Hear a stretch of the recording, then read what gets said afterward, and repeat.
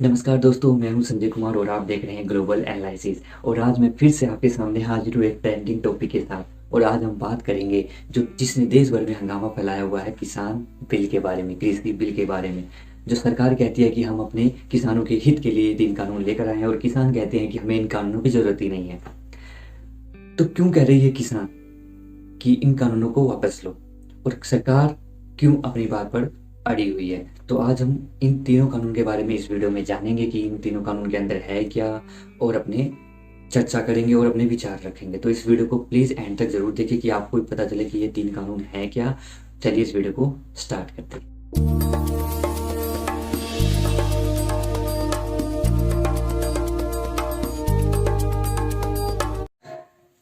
तो पहला जो नियम है वो है असेंशियल कमोडिटीज अमेंडमेंट बिल 2020।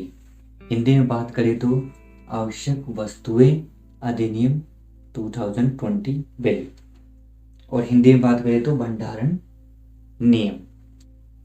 इस बिल में क्या है कि आप आवश्यक वस्तुओं का भी भंडारण कर सकते हैं। कि आवश्यक वस्तुएं जैसे हमारे तिल, अनाज, गेहूं, प्याज, टमाटर, तेल, ऐसी सारी हमारी जो आवश्यक वस्तुएं हैं उसका भी आप भंडारण कर सकते हैं। तो पहले क्या होता था कि भाई जो किसान और बड़े बड़े व्यापारी होते थे ना, वो भंडारण करके रख लेते थे। और जब हम किसी चीज़ का भंडारण करते हैं ना, तो क्या होता है कि उसके जो दाम है ना वो इंक्रीज हो जाते हैं।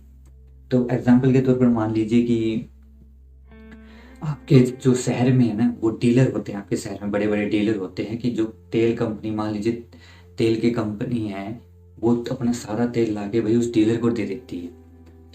तो वो डीलर क्या करता है, अपने पास स्टोर करके रखता है, भंडारण करके रखता है उसको। और उसके पास जो है सप्लायर आते हैं भाई तेल लेने के लिए। फिर सप्लायर से दुकान पे जाता है, फिर दुकान से आपके पास पहुंचता है। मान लीजिए कि कोई सप्लायर गया उस डीलर के पास तेल लेने के लिए, और उस सप्लायर ने मना कर दिया, भाई मेरे पास तो है ही नहीं।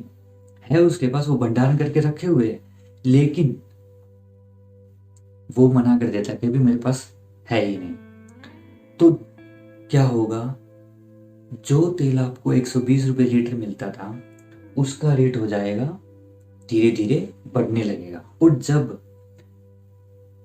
उसका रेट 200 रुपये लीटर, मान लीजिए 200 रुपये लीटर हो गया, तो वो कहेगा भी आ जाओ, सप्लायर्स को बुलाएगा, आ जाओ आ जाओ भाई, तेल आ गया है, ले जाओ। तो ये जो जमाखोरी और घूसखोरी 1955 में होती थी। तो सरकार जो है कानून लेके आई कि भाई आप भंडारण नहीं कर सकते।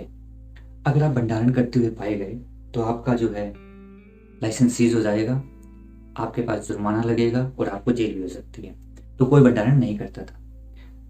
तब अब गवर्नमेंट 2020 में फिर से कानून ले आई कि भाई आप आवश्यक वस्तुओं का भंडारण कर सकते हैं, जितनी भी आपके पास जगह है ना आप भंडारण कर सकते हैं। तो इसमें क्या है कि सरकार ने दो कंडीशन लगा दी है। कौन कौन सी? आपदा और युद्ध। कि भाई आप दो कंडीशन हैं आपके पास, बस इन दो कंडीशनों पे आप भंडारण नहीं कर सकते। मान लीजिए आपके शहर में ना किसी चीज का डीलर है, मतलब मान लीजिए किसी भी चीज का, मतलब नमक का डीलर लगा लीजिए कि नमक है, नमक या आवश्यक वस्तुएं, उनका डीलर है एक। और वो कहता है भाई उसने भंडारण करके रख लिया और वो दे नहीं रहा। पुलिस आएगी भाई देखने के लिए कि भाई दिखाओ। वो कहेगा युद्ध है, नहीं है। आपदा है, अभी तो चलो कोरोना चल रहा है, लेकिन कोरोना के बाद कहेगा भाई आपदा है, नहीं है। तो फिर वो कहेगा पुलिस को भाई मोदी जी अध्यादेश लेके आए हैं कि आप भंडारण कर सकते हो। कुछ करेगी नहीं, रेट बढ़ जाएंगे। तो वही चीज है, मतलब घूसखोरी फिर भी रहेगी। तो और मुझे तो ये पता नहीं चल रहा है कि सरकार इसे अध्यादेश में क्यों लेके आई, जून में अध्यादेश में क्यों लेके आई। अध्यादेश में जब किसी कानून को लाया जाता है ना, जब कोई बड़ी इमरजेंसी हो और राष्ट्रपति से कह के कानून बनवा दिया जाता है, तो भाई सरकार सोची कि कोरोना है, कोई प्रदर्शन नहीं होगा, आराम से निपटा देते हैं। तो भाई सरकार ये भी कह रही है कि भाई हम व्यापारी को भी और किसान को भी भंडारण करने की क्षमता दे रहे हैं कि भाई किसान भी कर ले। व्यापारी तो कर ही रहा है कि किसान भी कर ले। भाई अब बताओ, अगर मान लो किसान कोई चीज बोता है, वो कहता है भाई मान लीजिए कोई सब्जी होता है किसान, वो अगर भंडारण कर लेगा, भंडारण करके रखेगा, अगर उसे बेचेगा नहीं, 2-3 महीने मान लो वो भंडारण करके रखता है और उसे बेचेगा नहीं, तो उसके पास पैसे तो होंगे नहीं भाई। उसे किसान है वो, उसे अपनी अगली फसल भी बोनी है तो उसे पैसे चाहिए, वो भंडारण करके करेगा क्या? व्यापारी तो चलो भंडारण करके पैसे कमा लेगा, बट किसान क्या करेगा? तो मुझे ये जो कानून, ये जो बिल लेके आए हैं एसेंशियल कमोडिटीज का, मुझे तो लगता ही नहीं कि भाई ये कुछ काम कर ले। तो ये सब बातें थी इस एसेंशियल कमोडिटीज बिल में। मुझे तो पर्सनली ये कानून जो है किसी काम का नहीं लगता। और क्योंकि क्योंकि कोरोना महामारी में भंडारण की अनुमति देना किसी भी नजरिए से सही नहीं है।